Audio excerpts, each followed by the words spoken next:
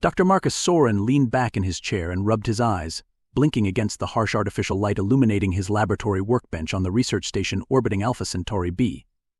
He glanced at the chrono display 3:47, another late night immersed in his work.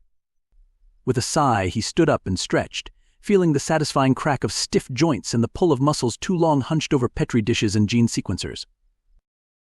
Marcus walked over to the wide viewing window that looked out upon the curve of the planet below and the glittering field of stars beyond. Even after 3 years stationed here as the chief xenovirologist, he still marveled at the view. To think that humanity had spread out amongst the stars, forging alliances with alien races and working together to tackle the great challenges facing the civilizations of the galaxy. It filled him with a profound sense of hope and purpose. A flashing notification from his workstation drew his attention back to the present. Marcus rushed over to check the results of the latest round of simulations.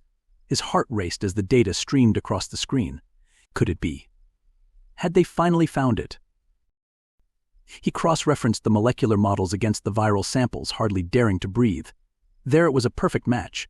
The computer had successfully modeled a novel protein that bound to the virus' outer shell, preventing it from attaching to host cells and rendering it inert. Marcus felt a rush of elation. This was it, the breakthrough they'd been seeking for months.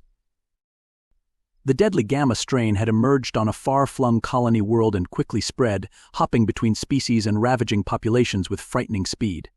Millions had perished already as the virus burned through major trade ports and made the jump to heavily inhabited systems. The galactic authorities had thrown every resource into finding a cure, knowing that if left unchecked, the death toll could reach into the tens of billions. Marcus had been tasked with leading the research team, working in close partnership with top scientific minds from a dozen worlds. Zorbanians, Krylax, Vespoids, beings that looked nothing like humans but whose fierce intellect and tireless dedication matched his own. Together they had probed the secrets of the virus, testing treatment after treatment, only to be met with failure. Until now. He opened a comm channel to his counterparts on the other research stations. "This is Soren. I have something sending the data now." The responses came immediately as the others checked his findings, a rising babble of excitement in dozens of languages. It was true, the cure was real.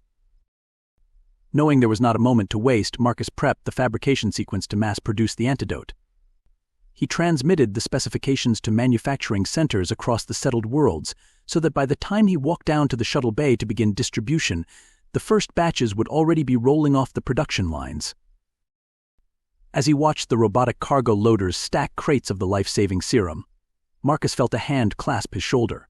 He turned to see Admiral Xander Grix, the stern-faced human commander of the Rapid Response Task Force assembled to combat the gamma strain. "Dr. Soren, on behalf of everyone, thank you," Grix said, his normally gruff demeanor softened with relief. "You've given us a fighting chance to stop this thing. But the job's not over yet. We need to get this medicine to the affected worlds immediately." Marcus nodded. "I'm ready, Admiral. Let's go save some lives together." The two men boarded the waiting shuttlecraft, the first of hundreds that would ferry the antidote to the front lines of the battle against the virus. As the small ship slipped free of the research station's docking clamps and oriented itself toward the swirling wormhole that would take them across the light years to the nearest hotspot, Marcus looked out the viewport one last time at the serene blue-green world below. His thoughts drifted to the beings down there, humans and aliens alike, most of whom would never know his name but would owe their lives to his work. For them, he would gladly spend 1,000 more late nights in the lab. The wormhole loomed before them, a shimmering rupture in the fabric of space-time. Grix calmed the pilot. Punch at the ship leapt forward into the dazzling light. The refugee camp stretched as far as the eye could see, a ramshackle city of tents and prefab shelters thrown up on the outskirts of the planet's capital. Gamma strain had struck here first, moving like a deadly wind through the closely packed urban centers. Panicked crowds had fled the cities, the uninfected mingling with the doomed. Now the virus had the whole world in its grip. Marcus moved through the throngs of frightened people, a calm figure in the chaos. He supervised the establishment of makeshift clinics, guiding the medics in administering the antidote. One by one, the sick and dying took the injection. Humans, Kor Zilths, Jorva, a dozen other races. Within hours, those who had been at death's door rose from their pallets, weak but alive. The antidote worked. Admiral Grix managed the planet-wide distribution, ensuring every soul got the treatment they needed. As word spread that a cure had been found, that the scourge of gamma strain had been broken, the tenor of the refugee camp changed. Despair became relief, became joy. The name Dr. Marcus Soren was spoken with reverent gratitude. On to the next world, and the next. A blur of wormhole jumps, of landing in the midst of suffering and leaving behind celebration. Marcus lost track of the planets, the species, even the passage of time. His entire existence narrowed to the task at hand: administer the antidote, save lives, move on.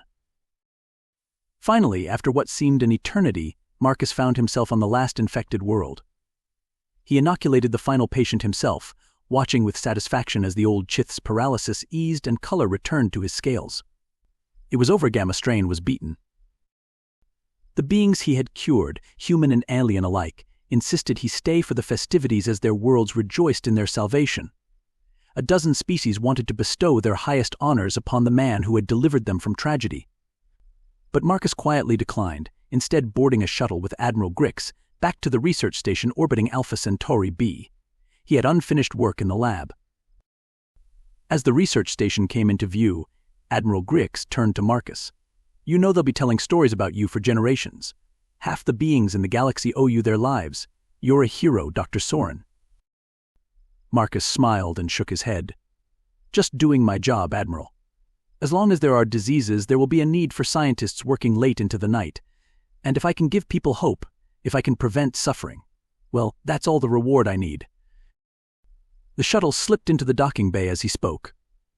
Marcus moved to exit the craft, then paused and looked back at Grix. "Although, if the Alliance wants to increase research funding, I wouldn't complain." Grix chuckled. "I'm sure something can be arranged.